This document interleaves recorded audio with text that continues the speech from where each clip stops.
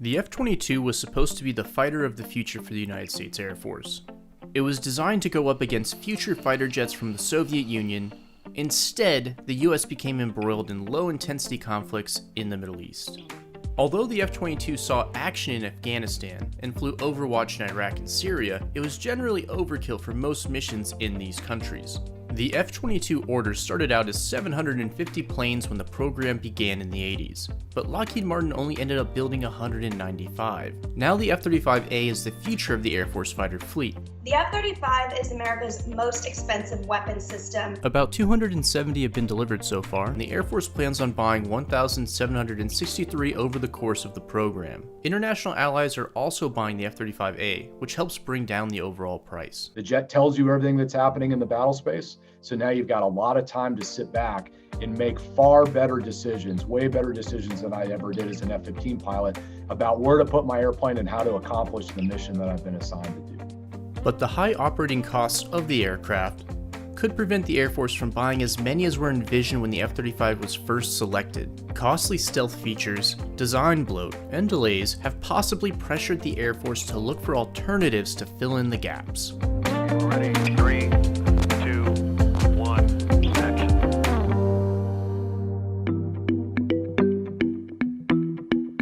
The F-35A was designed to revolutionize fighter procurement for the Air Force. It was going to take the missions of several aircraft and do it all. The maintenance was going to be cheaper and easier due to cutting-edge computer software. Back at its inception, the Pentagon had in its mind that this aircraft would be a master of all trades. The F-35A has sold exceptionally well. 10 countries have all ordered the aircraft for their own air forces, and more potential buyers are considering the 5th generation offering from Lockheed Martin. Because of the large number of orders, the cost per F-35A has gone down to $80 million per aircraft. That's actually reasonable when it comes to cutting-edge jet fighters. We're positioned now to deliver anywhere between 155 to 165 F-35s annually. Without a doubt, the biggest cost challenge that we face in the airplane is the life cycle sustainment cost of the jet. What I can tell you about that is the Air Force is laser focused on that. It is a constant topic of conversation with our teammates in the Joint Program Office. It comes up in every international discussion that we have, that we've got to find ways to make the airplane more affordable. But the operating cost for the aircraft, which is around $36,000 per hour, is still about $10,000 more expensive than older fighters in the Air Force inventory. Once it lands, that's not where it stops. That's not where the operating costs stop. There are a ton of sustainment and maintenance things that go into the F-35 because it's such a software-intensive fighter. Not that it will be everything that it was promised to be, but it will be a totally transformative combat aircraft that just does things which we don't think of right now as things that fast jets do. When we were talking about the cost per flying hour of an F-35, it includes all of those sorts of capabilities that in other airplanes, F-16, F-15, are not organic to the platform itself. There are things that hang either on centerline stations or on wing stations to help the airplane accomplish its mission. The Joint Strike Fighter concept seemed like a great idea on paper back in 1992.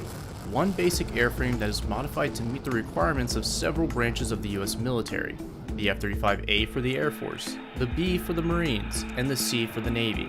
In practice, the concept has run into many problems. For instance, the helmet that is used to fly the airframe, there's been problems with that.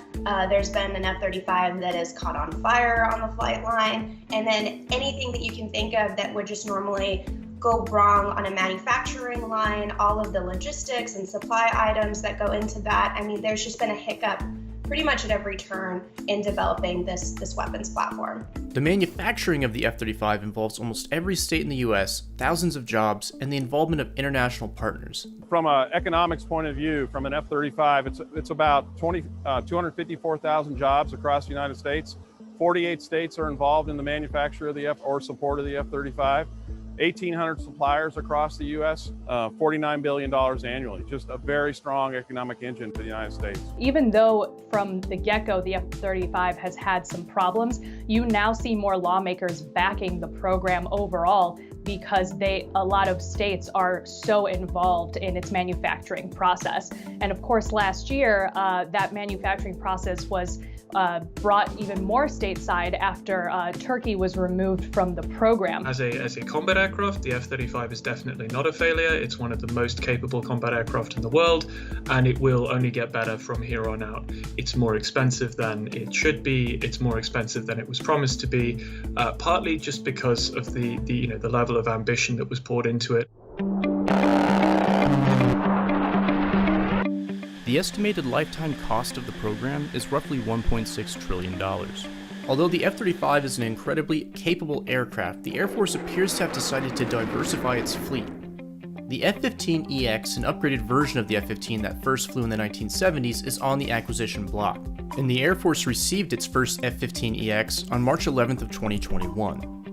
And recent comments by Air Force Chief of Staff General Charles Brown Jr. illustrated the possibility of procuring a light fighter to be a replacement for the aging F-16. As General Brown has said on multiple occasions, the Air Force, in concert with other key elements of the Department of Defense, are taking a good hard look at what the right fighter force mix should look like. The idea that, because there are some affordability challenges, that the USAF is somehow going to just bail on this program is mad.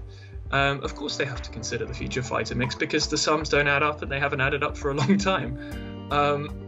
And good on General Brown for grasping the nettle on that publicly. We've heard from Boeing saying that the T-7 could be modified to have a combat role, and it also, there's an implication also if allies and international partners do buy into the program as well, because then they could create more, then they could build this network of aircraft and really, create a huge inventory and make it a global program similar to the F-35. It is an option for another replacement down the line. It's just a question of what is the T-7 capable of. Meanwhile, the U.S. Air Force continues to invest in other technologies, such as uncrewed or semi-automated drones that could be used in combat. Recently, Boeing Australia flew an uncrewed drone as part of its Loyal Wingman program. And we're excited about the prospects of how that capability moves forward, and not just how it supports our Royal Australian Air Force customer, but how it supports the global market. The F-35 isn't going away. The United States has invested far too much time, money, and energy into it. I think everyone wishes always that we could make the machine move faster. We're happy with what we've done with the airplane so far, but there are certainly challenges ahead in terms of the entirety of the enterprise, the government and industry team working together to ensure we get the capability that we need that is supportable and at a price point that is workable for not just the Air Force, but also our Navy and Marine Corps partners, the 7 partner nations that are part of the F-35 enterprise, in the ever-growing list of foreign military sales customers. The F-35 program is in essence too big to fail. Also because, with respect to things like concurrency, the way the program was spread across lots of different state districts to make it too big to kill, and all of these different aspects that overall increase program cost and delays. So yes, it's an example in many ways of how not to manage a program, but as a combat aircraft, what has been produced is ahead of anything being fielded by any competitors, and it will be the cornerstone of US tactical air power for a long time to come. But the promise of E-Series aircraft, which refers to the digital engineering that is used to design them, could revolutionize how the Air Force buys aircraft. So when looking at, this E-Series designator and a replacement, the Air Force is already looking to companies that are working in this way, in these innovative ways to, bring in open architecture and digital engineering from the get-go. So that way later on, the costs will not be skyrocketing, and it will be something that they have to deal with in the long term. You look at what the Russians, the Chinese are doing, for example, it's very easy, comparatively speaking at least, to make something that looks and flies like a 5th generation jet. It is unbelievably difficult to make something that actually works like one is supposed to. A lot of like-minded nations have chosen the F-35 to be their standard bearer for their various air arms, whether they be air forces or otherwise. And so, despite the challenges that we face in ensuring that we have the right kind of combat capability that we need, that we can fix the airplane when we need to fix it, and that we can afford it, it is absolutely an imperative that we get this right, because the United States, the 3 joint services within the United States, all of our partners and our foreign military sales customers are absolutely counting on the capabilities that this airplane provides.